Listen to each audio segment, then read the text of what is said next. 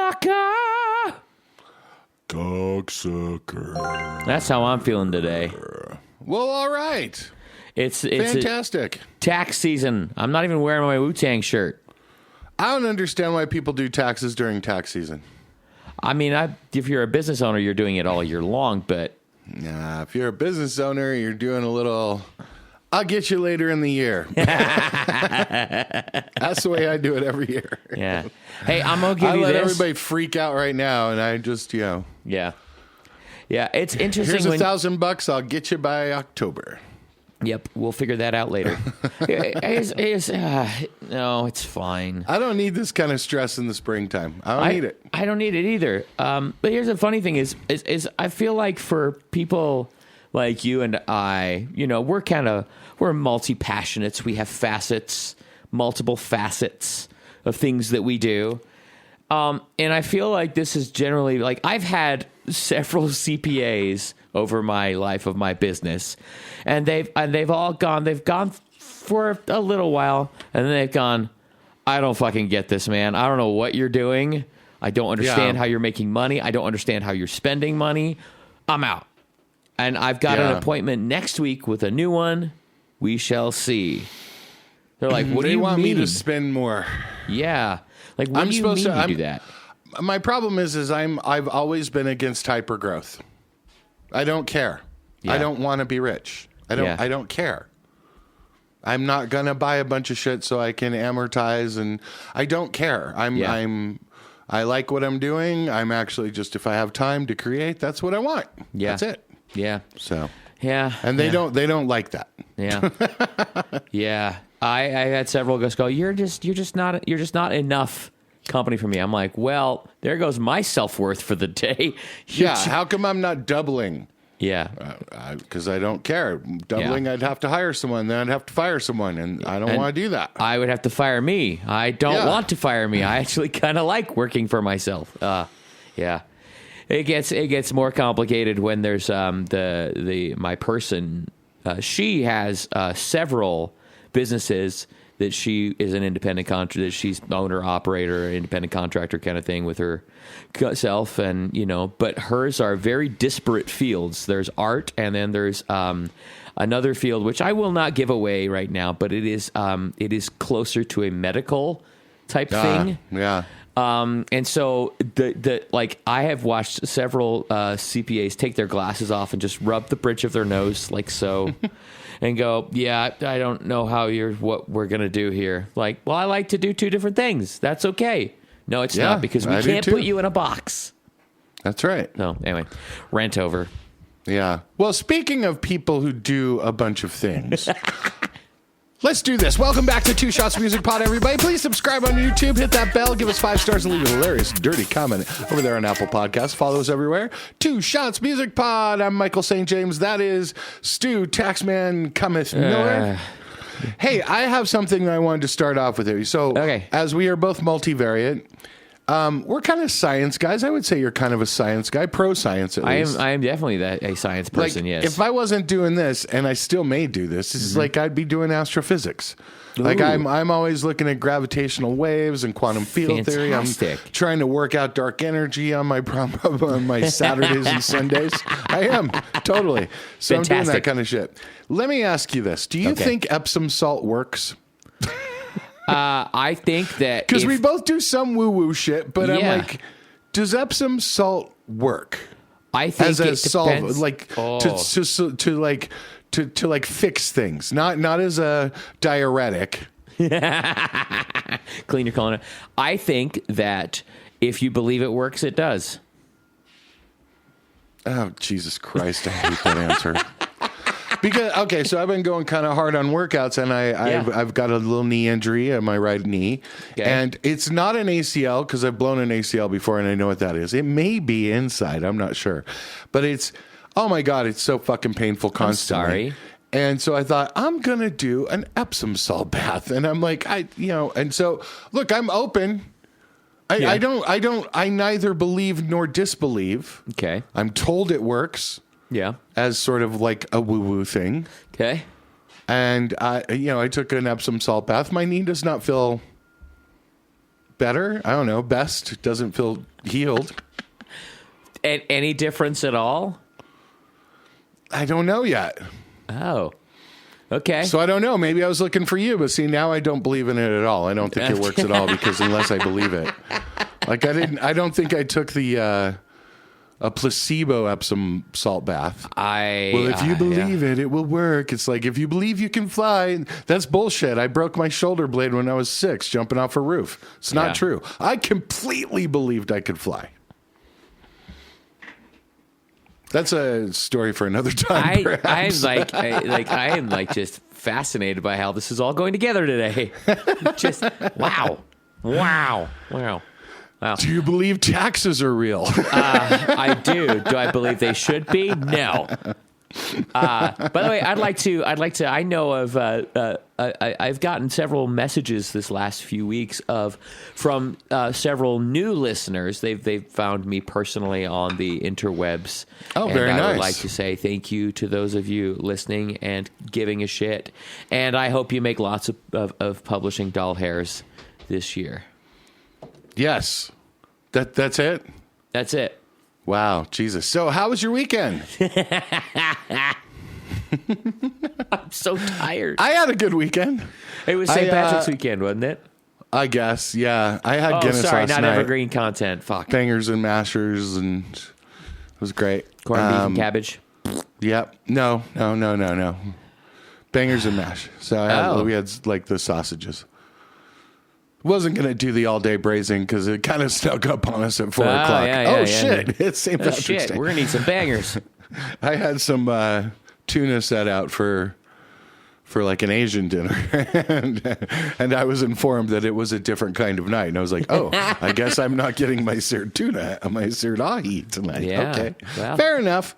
No, I had a good time. I went to that high school music fundraiser thing. Yes. Over there at the BPOE, Best People on Earth Elks Club. What's up, Elks? And I got to tell you, here's what's hilarious about it. I know I posted about this earlier, but same as it ever was. We're at this event. A bunch of high school kids they're putting on a musical production. So they do, little vignettes of what they're going to be doing in the musical show. There's a bunch of auctions going on. Your guitar lessons. I met the guy whose dad got those. So excellent. Good luck to you. Thank you. Apparently, our little podcast had something on there. I'm not sure who won but people were bidding on it, so I'm not really sure. Did we bid on our own shit so we wouldn't have to do it for somebody else? I don't know. We're going to do it with AI. I'm not really sure. But I do know that they were trying to raise like $8,000, and like by the end of it, it was like $12,000. So nice. Well done, everybody. Yeah, it was good for the kids and good for everybody involved.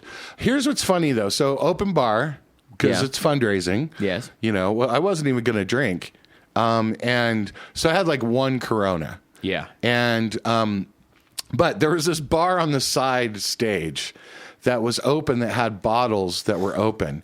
Uh-oh. We go outside to, get some fresh air. And we're outside getting some fresh air and talking to some of the other parents and just smell weed everywhere out in the parking lot.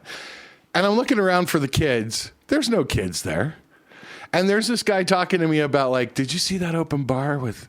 It's got a few bottles that are already tapped, man. Got the pour on it. Got a little bit of Jack in my Coke now. I was like, okay. And then I looked down at someone I'm with, and she has stolen like 2 of the desserts in her purse. And I'm like, oh my God. So we got weed in the parking lot, people sneaking smokes outside, people stealing liquor from an open bar. Excellent. At a fundraiser. Also stealing some desserts, which I think we paid for. I'm not sure. Yeah. Here's the thing, though. It wasn't the kids. It was all the Gen X parents. Yep. That sounds about right. Yeah. And the kids... I had this guy, Skyler, looking at my beer inside. Like, could you watch after my beer while we go outside? Yeah, very nice. I'm like, back in my day, the high schoolers were the ones out there smoking and sneaking the weed and liquor and stuff. No. They were all fine and probably, on their Zen or whatever. And the kids were all fine. It was all the parents outside getting loaded. What does that say to everybody? I just because we were raised by boomers. That's what it says. Boomers. We were lucky to live through it all, and Yeah. Drinking. Hey, I think it's listen, drinking the hose. we're raising money, and we raised a lot of money. There you go. Yeah. Also, can I just say this? And if anyone from North High School is listening, I do not mean this disparagingly. What the fuck is the matter with you kids and your music levels of audio? Like, this is a party. I know that all the kids are listening to music and, earbuds and earpods and AirPods and all that.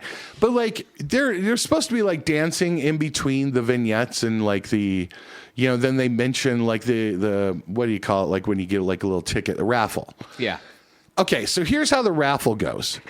So we're gonna raffle off something for it's something that someone gave us. It's gonna be pickles, and here's the number for the raffle. It's number 425032. But nobody can fucking hear it. I'm like, hey, get on the mic, kid. 425036. Yeah. Then they put the music on, and it's like. And they're like, go dance, everybody. You can't hear the music at all. Full sound system. Oh, boy. I'm like, in my day, that would have just been making the parents' ears bleed. Fantastic. Yeah. Also, it's not a rant. This isn't a rant, okay? But the kids are out there dancing, and they're dancing to, they did like a circle. Okay. Where the kids are all dancing, and then they put like two in the middle, and the two kids are dancing together in like sort of a dance-off kind of thing. And it was to, well, you can tell by the way I use my walk. And right, okay, so it's Saturday Night Fever, Bee Gees. Yep. I'm like, this is 77. This is like 45 years ago. Uh-huh. When I was in high school, if this was my musical fundraiser, that would be like my people dancing to Tuxedo Junction. Like, that's how old that song is to them. And it's been at every fundraiser. They've been playing like ABBA and Bee Gees, and which, God bless them. This is good music to dance to. Yeah. All right. But like, I just find it strange that like 17-year-olds are dancing to something from 1977. And then when I was 17, that would be equivalent to something from the Second World War. I just find it interesting. Yeah. No, well, what does that say about modern music, Michael? Yeah, that's a problem, isn't it? Well, it's a question of like, but I also believe that there's a generational thing where like the stuff that is great has continued on. ABBA is great, Bee Gees are great. We all know they're fucking great, right? So there's gonna be something from this generation that wills out, if you will continue on. It's just not gonna be everything. I think we forget that there was a lot of shit, even when there was great stuff. Yeah. No, that's very true. But I just find it funny that anyone would find that relevant. And I just wonder how long that disparate music taste will go on. Like, if in 16 years, the next 16-year-old is still going to be dancing to Saturday Night Fever because it's that much of a banger. Yeah. Or if they're going to be like, let's rock some Billie Eilish, because the oldies. Yeah. Because the old. Yeah. Here's some Tommy Dorsey and Billie Eilish. It's probably going to be a mashup of all three of those. Yes. I agree. You can't tell by the way. It's going to be that. We can't get that license. What are you doing? I know. That's so much money. That's so much money. Oh, Kelsey would have stopped us. I know. We'd have been probably decapitated before even getting that far. You want to talk about your life, or you want to just move on? My life is fine. It's good. Just very quiet right now. Okay. That's great for a podcast. All right, let's go on to Music Biz Bits. Music Biz Bits. Biz Bits. Brought to you by Accelerator, our brand new podcast. No, I'm just kidding. We're not sponsored. Okay, South by Southwest is said to have been stopping music for 2026. What? They cut the music weekends, Stu, and music is over at South by Southwest. Not so fast. Not so fast. Did you hear about this? No, I've not heard any of this. So, look, for the last 5-6 years, I haven't been going to South by Southwest for a long time. I haven't been in a long time either. Mostly because I don't have a movie out, because that's really what it's about, is a movie or an app. But what this is that they mentioned, right, like it just went on. It just happened. Yeah. And so they mentioned that they were cutting the music weekend. And it's because a lot of people stopped, like, there's more people going to the movie and tech side. Yeah. And then they leave. Yeah. Like, they're like, I don't care to hear the latest indie band. I'll get it on Spotify. Yeah. Or whatever. And so they're actually they're cutting the weekend, but they're actually featuring one more night of music as showcases will take place through the entire event. Yeah. So there's going to be 7 nights of shows instead of 6. So they're not cutting it. They're trying to integrate it more so that the movie and app people will actually see some of the bands. Yeah. I talked to 4 people that went to South by Southwest this year. Mm-hmm. And I asked them, can you name me one band you saw? None of them had one. Huh.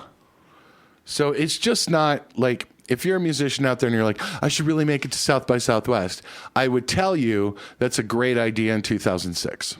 Yeah. It's fascinating because I haven't played it probably in, I don't know, 15 years or something like that. Probably longer. Yeah. And it just, I don't, the last band I was in that had any type of, was doing some stuff, and a bunch of the guys in it went. We did not play it, but the bunch of the guys went. It was probably 10 years ago. At least. At least, it's like, it's probably longer than that ago, but it's just like, it's funny to me that like, it just hasn't been a thing I have thought of. I don't think most musicians do. I think it's just sort of an anymore. Industry thing. Yeah. Yeah. Like I know a guy from Universal was like, we're not sending bands. Yeah. Interesting. Yeah, why would you? Also, another little piece of good news here. The Livenation DOJ lawsuit will continue. A federal judge has denied the request to dismiss part of the lawsuit, and Attorney General Letitia James of New York will continue. This is the Live Nation Ticketmaster breakup lawsuit with DOJ, which we all support strongly here. Mm-hmm. We want them to be broken up. Fuck them corporate bitches. Okay, one more piece of news here, which I find interesting. This comes from a friend of mine, Eloy, from Wood and Fire. Even after 30 years of inactivity, Nirvana is still the band that sells the most T-shirts in the world. Wow.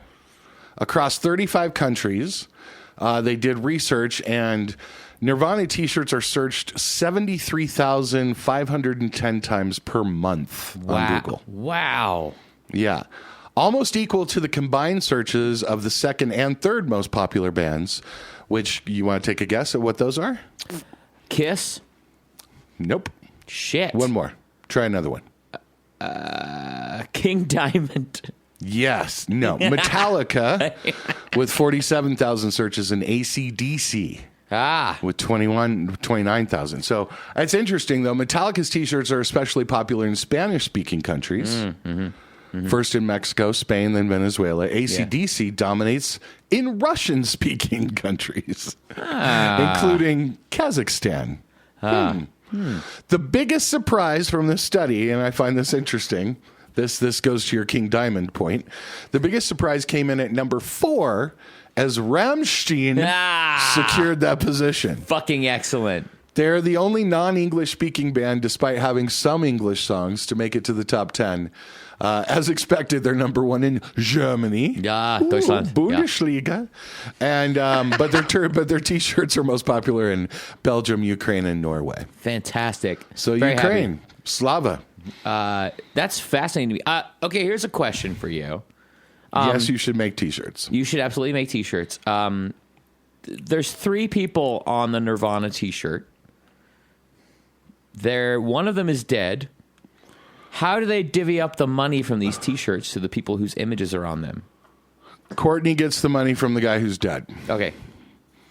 There's actually a trust that's been set up, which was part of a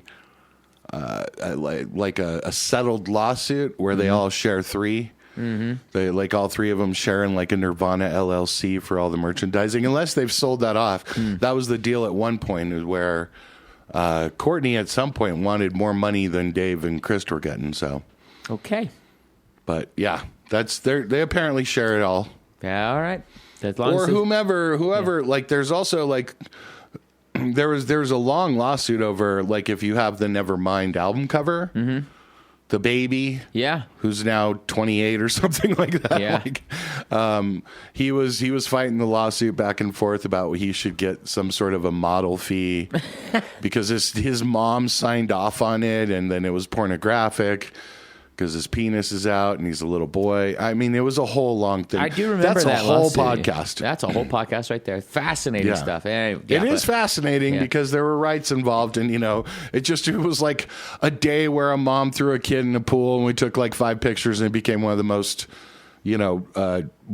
reproduced album covers of all time. Yeah. I wonder if Weird Al got hit with that lawsuit because of his cover parodying that baby. Yeah. We did not get Weird Al penis, though. We did not get Weird Al's think little so. Weird Al. There was also something, remember there was a $1 bill on it or a $100 bill? There was some sort of money. Yes. There was something where the Treasury Department had a problem with that, too. Yeah. So, and of course, like, how bands are, when you're in a band in your 20s, you're like, I got an idea. Here, take the joint. Like, let's throw the baby in the pool. Yeah. I remember when I had a band in high school, and we got sick of singers. We had several singers, that were, so we just decided we were going to, put movie quotes in our music, instead of, Great idea. Great idea. I'm 17 fucking years old. Fuck you. Yeah. I didn't know about intellectual property rights, shit like that, So I I didn't consult an attorney. We just we just made a record, we made a CD in our, off tape machines and stuff like that, and then gave it to our friends. Yeah. Yeah. Thank God you didn't make it. Yeah. Yeah. I mean, the industry is littered with people that didn't make it. It's always a rule of publishing. Let it go around the world before you sue. Yep. Make the money. Let them make the money first. Let them hit number 1, hit number 5 before you sue. Yeah. This is why every music publisher in the world has their eye on Ed Sheeran. We are watching you. Keep working, kid. We're coming for you. Yeah, yeah. Okay, let's get to a little turn you on, everybody. All right. Hey, Stu and I listened to 2 songs this week, one new, one old. We want to share it with you, and we hope that you listen to it too. I will start off with the new song. This is from a band called the Southern River Band. Now, you might think they're from Georgia or Alabama. Oh, yeah. In the vein of Allman Brothers or Lynyrd Skynyrd. No, sir. They are straight out of Thornley, which is a large suburb in residential Perth, Australia. Yeah. Yeah. Oh, no. Yes, they're called the Southern River Band. And the song is called Fuck You, Pay Me. Mm-hmm. Holy shit, I love this song. Me too. Carry on. It's about time we have another song. I can't even, like Johnny Paycheck or whatever. Like, that was the last time that there was one of these kind of, like, give me my money. Well, I guess there's like, hey, dirty, baby, you got your money, don't you worry. Remember that with Khalees? Yes, I do. And ODB. Yes, so, okay, I do. there was that one. But there's very few songs that are about, like, working for the man, give me my goddamn money. This is one of them. Yep. This is a new one. Yep. I love it. Intro's a bit long, but it's badass. Pretty cool guitar playing. Yeah. A little bit of AC/DC with some Van Halen and Heavy Jet. Yes. If you don't know who Jet is, you will now. Like, you'll hear it and you'll be like, maybe I should go listen to Jet. Click on 2 or 3 songs and you'll be like, oh shit, that's where it came from. Yep. Which I think is hilarious that Jet is like spawning bands. Yeah. Like, because they're from back there. I also want to point out something from this, and then I want to hear your point of it. At about 136 in this song, there is a great vocal moment that if you're a musician, especially a singer, I want you to pay attention to this. There's a line where he goes, might sell my body on the internet. And the way he sings it is, I might sell my body on the internet. Like, he laughs in the vocal, knowing it's a joke. It's such a personality moment and a great way a great example of how to like convey an emotion in a song without singing it perfectly. And so I hope everyone pays attention to it. And the last thing I'll say is that the first comment I saw on YouTube was Mark Wahlberg is back and amazing, which floored me. That floored me. Yep. Once you see the video, you'll get it. Yeah. Yeah. Yeah. What do you think of these boys? Okay. First off, they're not pretty. For Perth, maybe. I don't know. I mean, they might be, but I mean, I love that they're just out there fucking rocking hard. Yeah. You know, like the tones are great. These are Fenders on 10. You know, they got, I mean, the guitars they're bright. They're in your face. They will fuck your day up. You know? Yeah. The drummer's got an 8-pack of abs that he is wearing like it's his job. And the riffs are fucking solid. The playing is fucking great on it. Solo's banging. The intro is a bit long, but for a guitar player, a guy like me, I was fucking happy to hear it build like that. With the harmony and guitar shit like parts, that. Yeah. Like I love that, like Molly fucking Hatchet shit like that. You know, it's like Yeah. I love that, and it made me really, really, really fucking happy because it's just like this just fucking slaps. And the gang vocal on "Fuck You, Pay Me" makes me very happy.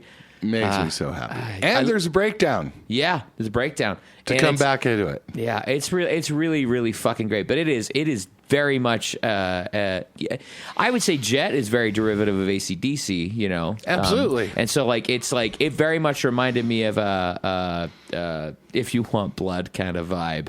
Mm-hmm. You know, but there's some shredding going on in there. There's some sweet, sexy pull-offs, and these guys can fucking play. It's great. I got my eye on you. The Southern River Band. Fuck You, Pay Me. Go ahead and listen to it. Excellent. Links are popping up everywhere on your YouTube.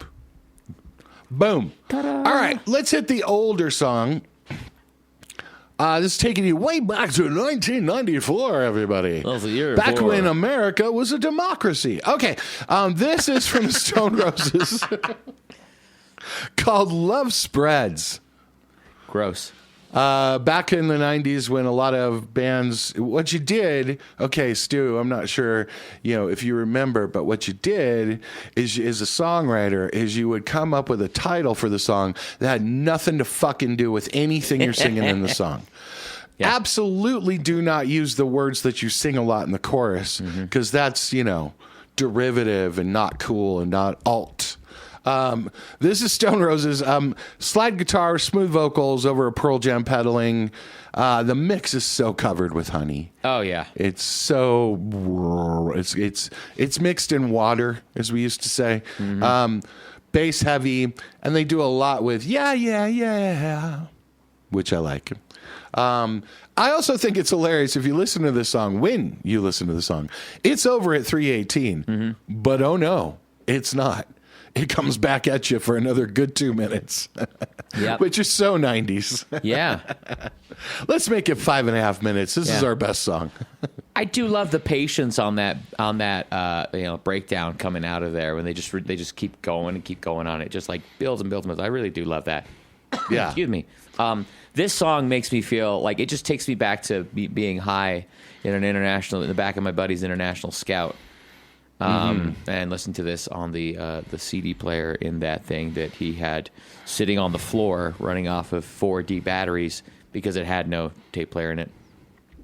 But I read the slide on this is fucking sexy as fuck, but it is very much a song of the time. It just sounds like it was just, hey, 1994 called, they want their song back. Absolutely, yeah. And the Stone Roses have a pretty cool online community. They've been trying to get them back together for a long time. There are some people who put them up, like in the UK, there's a lot of people that put them up right up there with Oasis. Oh, wow, and really? I disagree with that, but yeah. Fascinating. Yeah, it's a lot of underrated, deep cut Betty kind of people love a lot of deep cut Stone Roses songs, and I like them. I don't know anything beyond like the couple 3 songs that were on the radio. Yeah, and even this one I'd forgotten about until you were like, "Hey, this is our old song today," and I was like, "Okay, cool. I'm gonna need to go ahead and lay on the couch for a little while after this one." It put you back there though, doesn't it? It really did. Yeah. It's a great song, actually, and I'm glad that it's coming back around. By the way, it's a stolen sync from Leverage, or not, from Severance. Oh, yeah. She was listening to it in the car in season 2. So right. I'm going to just leave that there because it's there, and we're going to be doing a bunch of more Severance shit, I'm sure. So yeah. But it's there, yeah. So if you heard a song on Severance that you're like, that's a cool banging track, it's probably that one. Yeah. Unless it was just the latest one, which we'll get into another time. Speaking of which, everyone, let's get to the sink of the week. Sinky. Mr. Stu Miller, what you got for us this week? Well, shit, Sheriff. I rewatched. I'm in the midst of I'm patiently awaiting the some new things. We got the announcement this week that Sudeikis is indeed writing season 4 of Ted Lasso, which I'm still not sure how I feel about. Just leave it alone. I don't understand why you don't. What are you not in on? The women? I'm fine. Women's soccer team? I'm fine with it, but I think the story is. I thought the story was done. I'm done. I'm okay with it. I was okay with it being done. That story is done. So we're gonna have a different story now. A new team. All right, we'll see. New personalities. Still not sure how I feel about it. Wow. And as long as they don't do the Three's Company, hey, look, guys, it's Roy fucking Kent. Yay. I don't want that. Oh, dear. Because Fred Goldstein is an executive producer. Well, he's probably writing it, too, isn't he? Yeah, he's going to be in it. Yeah. I hope he's in it as his character from Shrinking. No, they're going to bring him in like the 3rd episode or something, and he'll be like, you fucking gals. You can play. He's going to be that. Excuse me. You're just going to miss Jamie Tart. I'm not going to miss Jamie Tart. Okay, good. Poopy.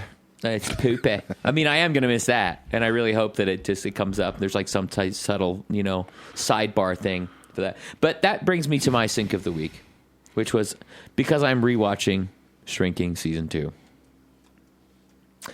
Also starring Brett Goldstein. No, don't give it away. Oh, I'm sorry.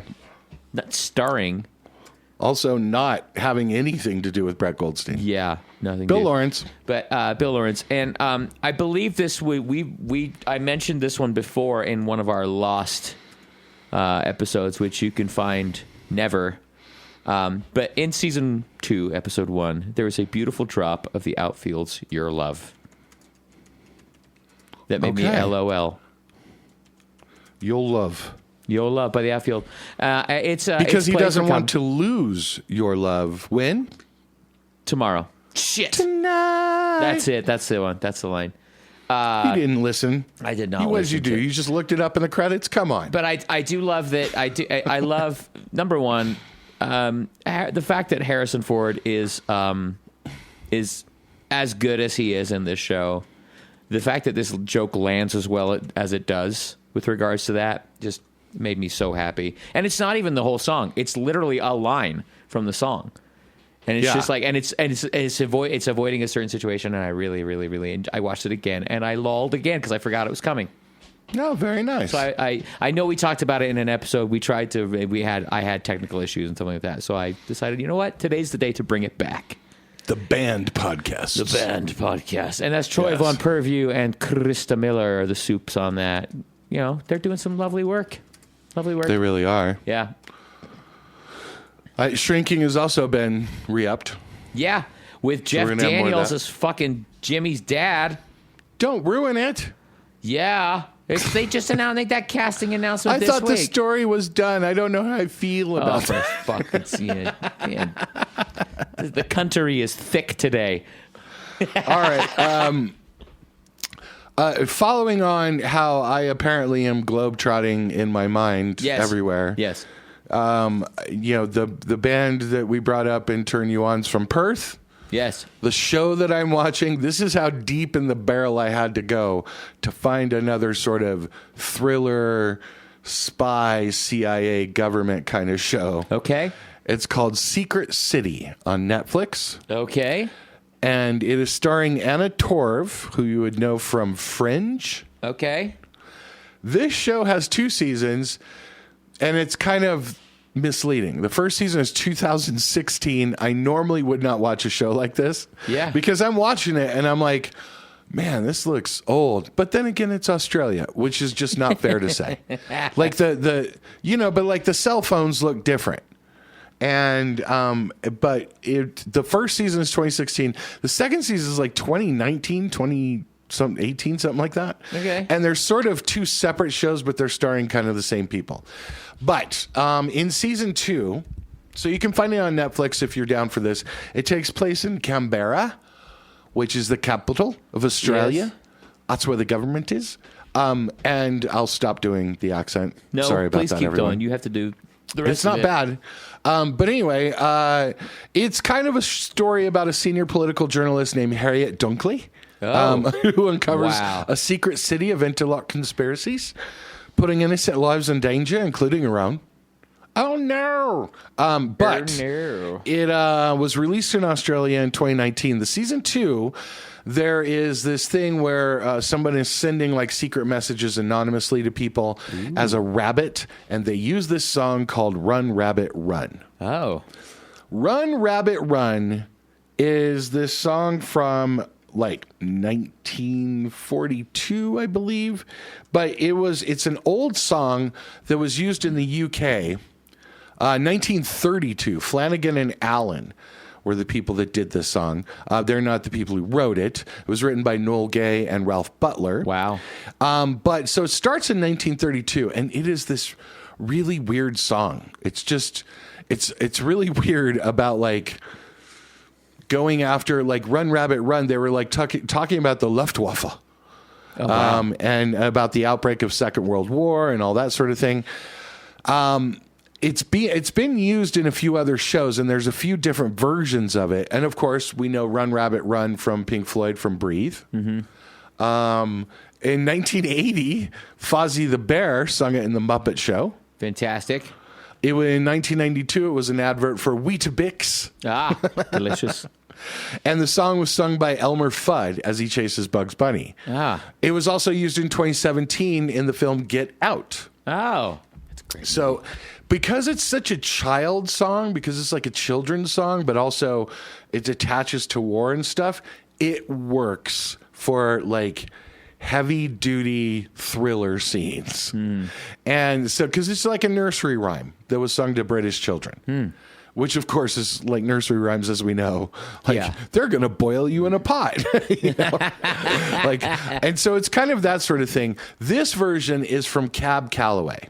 Okay. But it's like the version is like Run, Rabbit, Run, bang, bang. It's so hilarious. I want you to go look up this song. If you're watching on YouTube or if you're listening, just click on this link right here. Run, Rabbit, Run, bang, bang. It's so weird. You should if you're into syncs, you should do a cover of this song. Someone's going to want to use it in something else. Fantastic. It's been used for about 40 years now in different stuff. This is why I'm bringing it up to you. And so there you go. It is called Run, Rabbit, Run, the artist Cab Calloway from Secret City on Netflix. The music soup on this, because it's Australia, Australia uses companies for music soup normally. One of them is called Trackdown, and this is Gary Seeger. So if you are doing stuff in Australia, there you go. Is it worth us watching this Australian show called? I Secret think City? so. Like I didn't think I would make it through the whole first season, and then I'm on the second season of it. Fantastic. Because I'm just waiting for the next whatever, Black Bag, Black Doves, I'm waiting for the next thing. Black Mirror. And so I don't have my things. Yeah. I don't have my and the problem is there's a few things like Citadel, like Bunny, I can't remember the name of it, but it's like the Citadel series on Prime. Yeah. It's pretty cool about like spies and shit. Yeah. But a lot of it is all dubbed. Yeah. So there's one like from India and there's one from Spain, and I just can't get down for dubbed films. Yeah. Yeah. You'd rather read the subtitles, like with the mouth. Just like once I see the dubbing not work right, it takes me out of it. Yeah. Yeah.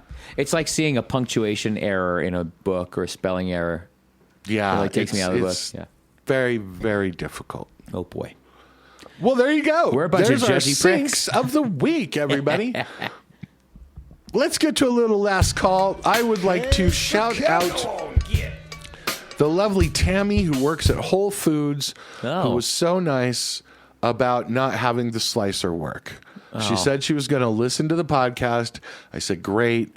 I appreciate it. The podcast is called New Heights, and you should listen to it.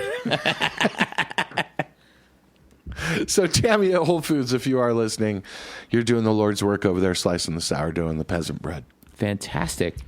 Yeah. You want to shout out a CPA or something? Or no, I would definitely not. I'm furious at everybody. I don't have any. I would like to shout out those people that put up with me in my curmudgeonly state right now. Oh, thank you. Yeah, you. I'm talking to you. That's very sweet of you. Well, all right, everybody, let's wrap up this happy-go-lucky podcast. Hey, make sure to send us some questions, jokes, comments, release announcements, and we'll shout you out over there on @2ShotsMusicPod. You can get us everywhere you get your podcast, or watch us on YouTube and just have it on in the background. Make fun of us. Please. Do that sort of thing. Mercilessly. And until we talk to you next week, we hope you write a great song, because you do look good, and I'm sure you're feeling good, because spring has sprung. Oh, yes, it has. Okay, fantastic. I hope you have a better day, Stu. I'm going to. So are you. Write a great song, everybody. We love you, and we'll see you soon. So are you. Good day. Good day, everyone. Goodbye. Goodbye. Oh, I'm sorry. I should say it this way. Goodbye. Bye. Fuck yeah, Australia.